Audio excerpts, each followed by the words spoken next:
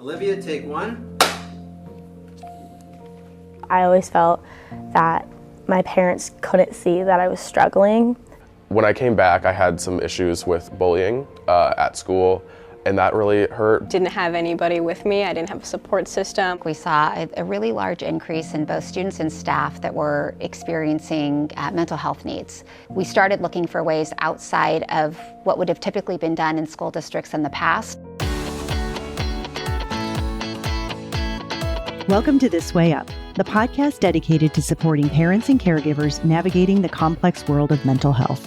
I'm Andrea, and each episode we dive deep into the conversations that matter, exploring the challenges, triumphs, and transformative journeys of those facing mental health struggles within their families. Whether you're here for expert advice, inspiring stories, or just a little boost to get you through the day, we've got you covered. So grab a cup of coffee, kick back, and join us as we find the bright spots in the mental health journey, because we're all climbing our way up together. Welcome back to This Way Up. Today's guest, Christy Frias, is the Student Services Director of the San Marcos Unified School District, and she has helped implement a program district-wide that is making huge impact, positive impact to not only the students of the districts, but their families and even staff. I read about this program several months ago and was so impressed at the ingenuity and the comprehensiveness of the program that I just had to get her on to share what this district is doing. They have partnered with the city and other agencies to bring mental health resources not only into the schools physically themselves, but outreach programs to help the community. I encourage you to listen to Christy and her enthusiasm for the program, and reach out to your local district to see what they are doing to support your community. And if you've enjoyed this episode and other episodes, I really would appreciate a like or subscribe or even a share. Thank you. Hi, Christy. Thank you so much for joining me this morning. I am looking forward to this conversation like no other. Oh, thank you for having me. Very excited for it. The San Marcos Unified School District put out a program called Let's Face It Together. Oh, I don't know, like a year ago, 2 years ago? It's actually years ago. Wow. And I read about it and was just so inspired and thought people need to know about this. What I would like to do, though, before we get into what the program is I want to understand the background and what was the inspiration to support it? What were some of the trends that you were seeing that said, hey, we need to take a more significant stance in all of this? Yeah, no, for sure. To start, the inception of this program really happened in the midst of the pandemic. And I think, within the county, within the state, nationwide, worldwide, we saw headlines everywhere telling us that, teens' brains were aging faster due to the pandemic and that there was an increase in children going to the emergency room with suicide ideations. And we saw that in San Marcos as well. And I think what the most alarming piece of that is we were seeing it at younger and younger ages. And so while students having suicidal ideations prior to the pandemic was something that happened, we were seeing those numbers increase exponentially. And then to add to that, because the whole world was in crisis, the infrastructure that was set up to support mental health was at capacity. And so when students were needing support, when children were needing support, they were being placed on waiting lists that were 30, 60, 90 days long and not getting the support they needed. And when a child was placed on a hold for wanting to harm themselves, they were being released from the hospital without any support because practitioners couldn't get them in fast enough. They had too many other kiddos to see. So we saw this as a huge, huge problem, specifically within our district. We can only control what we can control. And so as a district, we said, the county resources are tapped. What do we have currently within our own district and our own capacity that we can do to help our kids? And so that's kind of where this started. And through those conversations and just talking with other partners, we were able to link up with the city of San Marcos, who happened to have ARPA funding that was COVID-19 funding. They saw the need and they said, hey, this has hit all of us, as well. Everybody had a story. Everybody knew somebody who either themselves or their child had gone through this. And so I think I think the timing was right, and they were able to give us a $2 million grant to really get this going. Wow. And that really helped propel all of this forward. So that was kind of how it started. And it was just having those conversations with different educational partners. And when lightning strikes, it strikes. And it happened to be the perfect timing with the city of San Marcos so that they could come on board with us and supply the grant that helped us really move this forward. Wow, that is a great partnership between the city and the district. Wow. Wow. Yeah, it was amazing. That I mean, here $2 million, and in school budget terms, that's a lot of money. A lot of money. So I would be interested to see how other districts are able to do things that maybe don't have that same financial support that you guys had, but that was a gift. Absolutely. Tell me a little bit about the program. What is it? And maybe even what the district supplies outside of the program for support with mental health. I don't think a lot of parents know exactly what they can get from their schools and school districts in their area. Yeah, absolutely. So I think, across all districts, there's different types of supports. Here in San Marcos, we're super lucky. We have counselors and social workers at school sites. And then we also have school psychologists, all of whom are mental health practitioners. And depending on the level of, so if it's elementary, middle, or high, depends on, which practitioners are at which level. So that was something that was already existing. San Marcos, prior to the pandemic, had definitely prioritized whole child education and learning. And then that was just, obviously further underscored with the impact of the pandemic. And so those were things that were pre-existing. But with that, counselors have certain types of trainings. Social workers have certain types of training. School psychologists have certain types of training. So really making sure that we were streamlining what support looked like across the district. That was also a goal of ours, even prior to Let's Face It Together. Let's Face It Together really gave us the opportunity to, as a district, come together and say, you're not alone, and to really message that out. So that funding that we got, we knew it was one-time funds. We only had it for the 2 years. And so we really wanted to be intentional about what we set up so that should funding completely go away, the actual program remained. So investing in the current practitioners we had, the counselors, the social workers, the school psychologists, our nurses, was equally as important because they were going to be the folks that were going to help continue the work long after the funding was gone.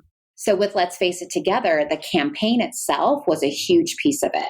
So bringing in the city of San Marcos, they brought in their marketing and PR firm for us, JPW Communications, which is something that most districts are never going to get to have access to. And so that's why this amazing logo was created by them. And if you come out to our school sites, there is messaging all over our school sites, from posters to wall clings. And it's all very positive, uplifting messages, just basically telling kiddos, you're not alone. Yeah. And we can face it together. One of the things that I love is in one of our brainstorming meetings, we were talking about, where do kids need to see this? And at the time, most kids are, as they're walking through hallways, especially at the high school, we all know they're on their phones, so they're looking down. Yeah. So the idea was we have them on the floors as well. Oh, that's brilliant. And it's super great when you go to Mission Hills or San Marcos High School or Twin Oaks High School and they're in the walkways and seeing those pieces, because it's what the kids need. We wanted to make sure that it was very student focused. So that at the very basic broad level was this campaign, so that everybody knew there were trusted adults in every space. And it didn't have to be a counselor. It didn't have to be the psychologist, but those were our mental health professionals. But it could be the cafeteria worker. It custodian, it could be your teacher, it could be any of the number of folks we have on our campuses. We care about you. And we're here for you. So that was the big piece of the messaging. The next level of support, we call our tier 2 level of support through Let's Face It. And this is where funding really helped us, is partnerships with some external agencies. So the crisis text line, which is a national text line, we were actually able to reach out and say, we know this is a resource for everyone, but could we have a partnership with you all where if students were to message SMUSD, San Marcos Unified School District, instead of just hello, we could actually get some data back about how many kids are actually utilizing this resource. So we paid a small fee for that. And it's only a couple $100 a year, which is wonderful because that's something that's sustainable. And we're able to get information from them. We don't know exactly what the messages are because it's confidential, but we're able to see, is this resource being utilized? Are kids using this? And it provides 24/7 access to support, so they don't have to wait to come back to school the next day to get help. So let's take a step back real quick. I want to make sure that I understand and the listeners understand. There is a resource out there, a text resource that anybody can use. Absolutely. And then you've got your subset, which is for San Marcos, which is amazing to be able to get that data back. But what happens from the child's perspective when they text into that? What are they texting? What are reasons that they're texting? What can they expect to get back? All of those kinds. And before I forget, the resource is 741-741. That's a national crisis text line. It can be used by anyone. And so it can be something as simple as I'm having a bad day and I need somebody to talk to. It can be I want to hurt myself and I'm reaching out. What we found actually just through some of the different research we did with kids and we were talking to them about, how the program was going, students are using the 741-741 to find out how to help their friends. So when they have a friend who they feel is struggling with depression or anxiety, they're texting 741-741 and saying, my friend told me these things. What should I do? How can I help them? That's amazing. That's something we didn't even think could happen. And it was just this wonderful result of this and the amazing, it just goes to show you how kids are so innovative. Right. And for something, completely different, but they're utilizing that resource to be able to help their friends. That's great. And so that, I think, when they do these messages, they get a live person that is communicating with them. And if at any point it seems that there's an imminent risk or imminent threat, the person on the other side of the crisis text line contacts local law enforcement and they're able to drill down to where the location is of the phone that's texting and things like that. So, in the event that it is very critical, emergency resources are sent out. However, most of the time it is more students just need somebody to talk to. And it's open for any type of discussion or around. That's great. That's great. And is it only text or can they engage vocally with somebody as well? This one is just text. There's several different crisis lines out there. This is the one we partnered with simply because for our students, they let us know that text was their favorite way of communicating. Anybody who's raised a teenager in the last decade knows that texting is like the key to getting their attention. So that's fantastic. That's fantastic. So, okay. And then just to clarify, everything that's sent through though is confidential. 100% confidential. Yeah, that was something we saw too. When we first started looking at the data, we saw that the crisis text line wasn't being utilized that often. And so, of course, us as adults were like, oh, we must not have been, getting the word out there enough. We should do more posters. We should do more messaging. But then we pulled in some students to talk to them and asked, and they said, well, we don't believe that you're not going to know what we say. And we went, okay, so we need to really hone in on this is 100% confidential. And I think for parents, it's important and guardians to know that yes, it's confidential to a point, but when a student is critically in need, 100% services are sent out. So it is not just, it's confidential 100% of the time. It is confidential when kids need support, but the moment we believe, or the crisis text line folks believe that there is an imminent threat, they do respond. Sure. That's nice to know as a parent as well, right? So then you get the information back and you start seeing that it's being used. Do you do anything else with that information? It's really more about, because all we get is a number. We don't get, the age of the student. We don't get any of that information. And I think, blessing and a curse. It's good because that helps students use it. Right. And for us, it's very general information. And I think more than anything, it just tells us, even if it's only 20 kids, right, in a few months, that's 20 kids that needed that help and maybe wouldn't have had it otherwise. That's absolutely right. That's absolutely right. And that's 20 other kids who may have told somebody else that they could use it as well in the future. I mean, quite frankly, if it's only 20 kids, that might be a blessing in and of itself. It means hopefully they're feeling a little bit better. Yeah, absolutely. What other services? So the other one is Care Solace, which is kind of like they brand themselves as a concierge service. So this was a contract that we were able to get into. Care Solace, as I said, when parents were trying to call or families were trying to call to get appointments for their students to get mental health support, they're on these waiting lists. And if you've dealt with insurance or you've ever had to call the doctor's office and you're sitting on hold, it almost becomes, it's overwhelming, and then you give up. And so that's what was happening with a lot of families. Care Solace takes that away.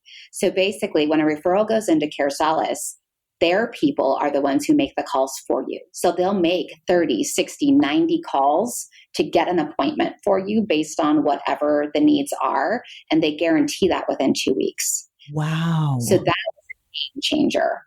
So, and so that was huge because families, so on our district website, there's a link, and it's not just for our students, it's for our students and their families. It's also for our staff and their families.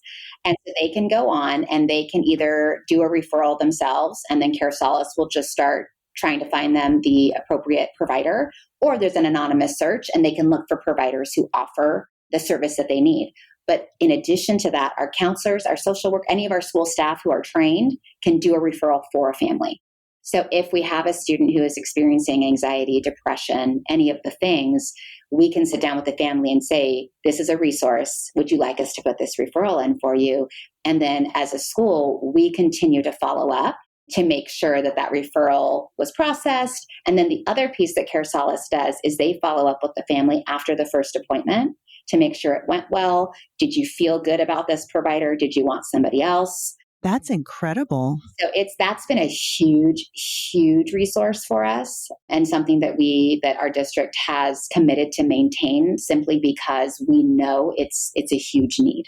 Well, and parenting a child that has any type of mental health struggle, whether it's chronic or just temporary, can be so overwhelming.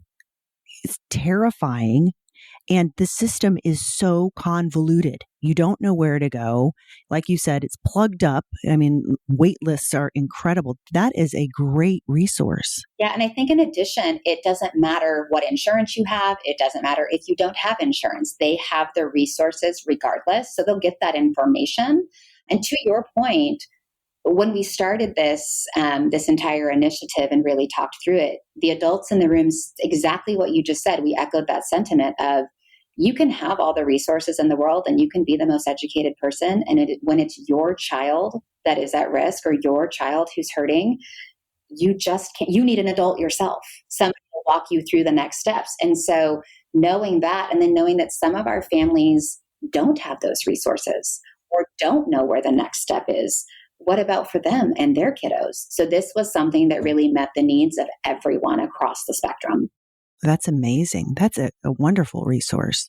Okay, so we've got that. Yeah. And then already I'm sold. I'm like, it's been incredible. I mean, it really has. And I think even for staff, it's been incredible because we talk a lot about students, and, the people that are in the room with our kids, they struggled too.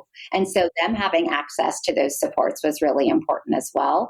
And the nice thing with Care Solace is they offer in-person appointments, but they also offer virtual appointments. So for families that are working parents and I can't get my student to that appointment, there's a virtual option. So they make it really easy to access the help. Yeah. Which is great. The final piece of the Let's Face It Together program was wellness teams and that site level support. So this was something that, for those not familiar, PERT, the Psychological Emergency Response Team, is a county resource. They partner with the Sheriff's Department. So when a student is at imminent risk of hurting themselves or somebody else, PERT comes out and does an evaluation. And it's typically done with a mental health clinician and a sheriff's deputy. Because if the student needs to be placed on a hold, they are typically taken in by a sheriff's deputy to the hospital to get the help that they need. PERT was completely inundated with calls for service during this time.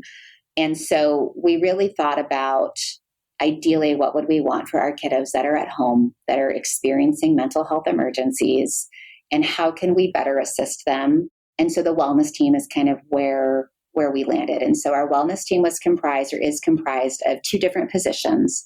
One is a school-based mental health clinician. And so that's either a social worker, counselor, or school psychologist. And then the other person is a family and community engagement liaison. And so as a pair, they're a team. And when we know we have a student that's struggling, they actually go out to the home. And the The clinician is there to really talk through with the kiddo. Is this an emergency? Is this more just, school avoidance? Is this anxiety? Were they being bullied? What are the pieces that are keeping us from coming back to access our education at school? The family and community engagement liaison is there to really help the parent. And so just like as I just referenced, when you have a child who's struggling, the parent's struggling, the guardian's struggling. Absolutely. And so they are there to help, is this housing insecurity? Is there domestic violence? What are the other pieces of this that the parent needs assistance with so that they can better support their child? And all of this is done so that we can connect that student and family back to the school site where they have on-campus support. So going out to the home was really important because for some of our families, they didn't even know where to access the help and the care. So going out and being able to give that information. And then for those kiddos that were really struggling, saying, I'm going to go with you. I'm going to be there on your first day back at school. We're going to walk to class together. You need me to stay? I'll stay. And providing that for them and then introducing them to their support people on campus so that every day they show up, they have those trusted adults, and then following up with those families and those kiddos. So, we initially, when we thought about this, thought it would be kind of a handful of kids that were going to need this type of support. And what we saw was it was a lot larger than that. And so we had 6 teams initially who were regionalized throughout the district. And they worked with specific school sites so that they got to know their communities and their support providers on campus best. And then they stayed with those families throughout the entire year to really help make sure that they were reconnected back. Because for some of these kiddos, it wasn't the first year that they weren't going to school. This was something that had been going on for years where they just struggled to get there. And they needed a lot more than just a one-time visit. Some families don't have housing. And so they need additional resources. And so there was a lot more to it. When the funding ended, unfortunately, we weren't able to maintain 6 teams. So we still have 3. And they really focus on looking at those students who are chronically absent and going out because attendance is a symptom. It's a symptom of something else larger. So going out and really working with the families again to get them back to the school site so that then the school resources can kind of take over and implement all of the different offerings we have at school. So whether that be they need a modified schedule, whether that be they need counseling services on campus, maybe they need to have lunch somewhere in a quiet space because the school is just too big and that's overwhelming. So just all of the different things that maybe we don't think about day to day. Once the kids trust us, they're really good about telling us what they need. And this is available to kids as young as kindergarten? As young as transitional kindergarten, 4 years old. Oh, right. We didn't have transitional kindergarten when I was there, but wow. And then all the way through high school. Yep, high school and beyond. Yep, we still have students that in our adult transition program who are with us until I think about 24, and those are students with exceptional needs. And so when their families need additional support, we assist there too. Wow. And I think we know that school is such a huge component for a child. I mean, it's like going to work, right? Yeah. And for a family that's having a child that's struggling to get to school, that has, just so many impacts on their life over and above just even getting to school, right? The parents have to then sacrifice. If they're 2 working parents, somebody's got to help with that. The child's not getting socialized. They're not getting educated. And then I know that the more that you encourage, or not encourage, I shouldn't say encourage, the more that you give into some of those anxious thoughts, the worse and worse it gets. And then it becomes a real big issue. Absolutely. And so getting them back on campus and finding those things that are going to help them feel connected, it's a huge initiative. I mean, not even initiative, it's our goal in San Marcos, and it has been for the last few years, is connection and belonging. So academics is 100%, we all know that's what kids come to school for, but they also come to school to belong. Yes. And so that's going to look different for every child. So for some, being an ASB, that's going to be their thing. For others, it's going to be band. For others, it's going to be, our CTE pathways. But some of our kiddos they're so overwhelmed with their own anxieties or their own negative thoughts, they don't even know where to start. And so having somebody that can really take the time to walk through that with them to, what are you good at? What do you like? Let's find something for you so that you want to come to school. And let's prioritize that for you so that, again, maybe you don't come 5 days a week, but you were coming 0. So if we can get you here 3 a week, that's a win.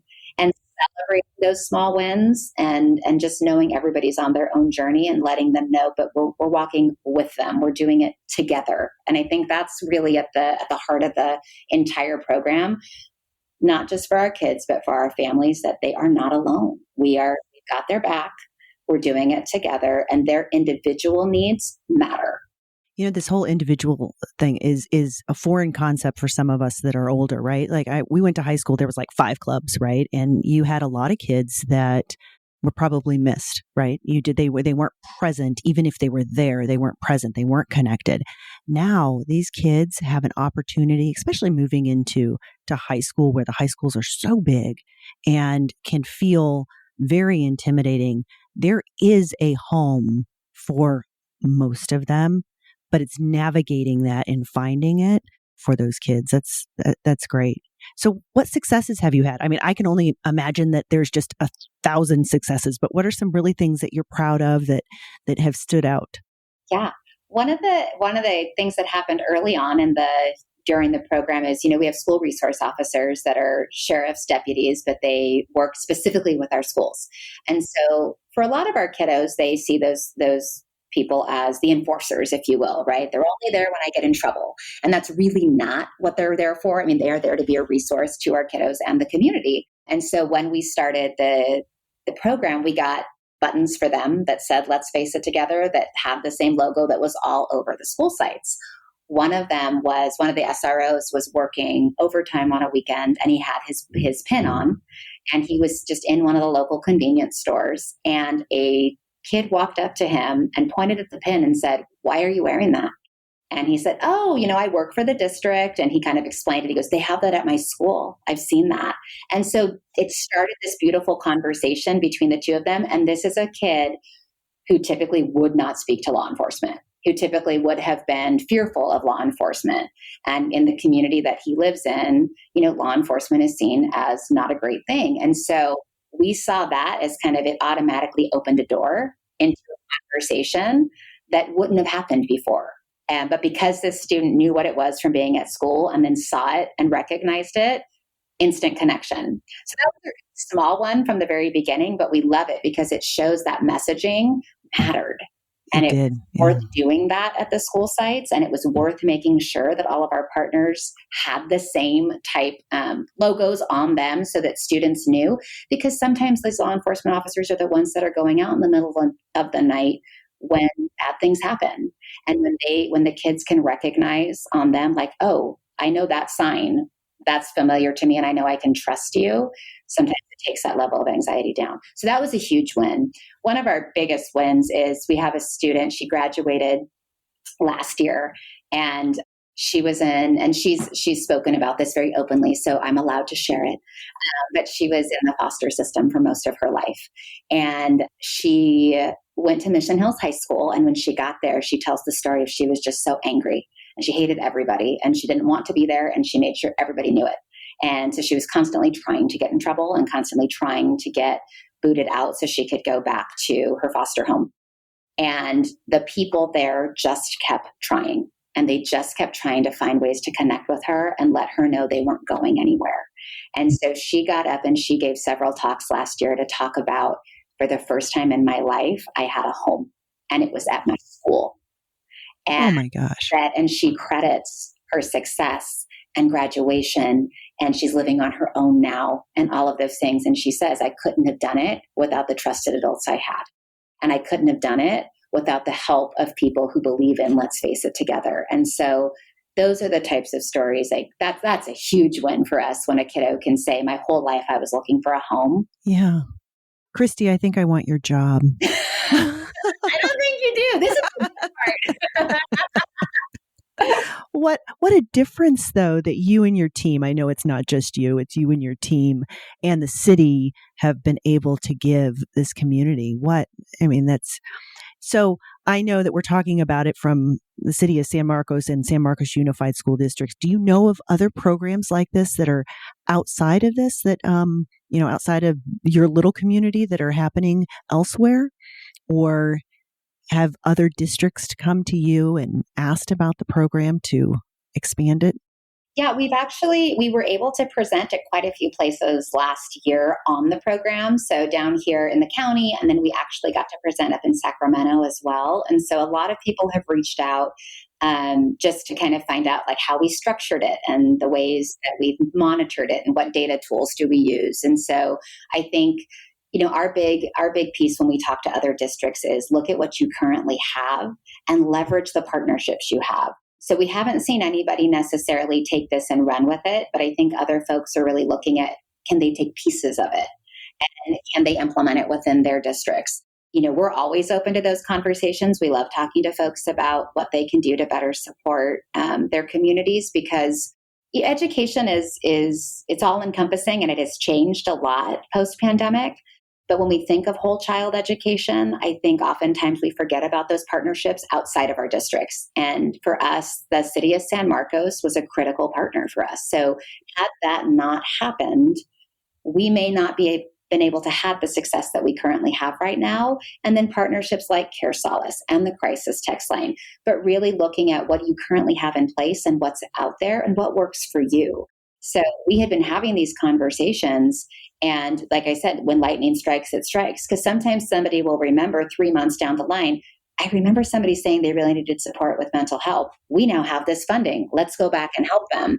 And that's our encouragement to everybody is don't stop. Don't stop asking. Don't stop talking about it. Just keep telling folks that this is a priority for you and the right partners are going to come. Well, you mentioned it several times throughout this conversation, is that they've got existing resources. And I think messaging is such a huge piece in that, and that a lot of parents don't know what's hidden behind those school walls that can help them. And so even if it's not a big, fantastic program like Let's Face It Now, there are still resources out there that are free and are available to any child that's going through a school, going through at least public schools. Yeah, absolutely. And I think, like I said, counselors, social workers, school psychologists, but even a lot of our nurses. Our nurses, I oversee our health services team as well. And many of them have now attended trainings at the county level for mental health first aid so that they know better how to help when students are coming in. And maybe what looks like a stomach ache isn't just a stomach ache. Maybe that's really anxiety. And so we've been able to really do a lot of training within our teams to help. So when a student comes into the health office with a stomach ache that really looks more like anxiety, calling the counselor or the social worker in for that partnership and vice versa.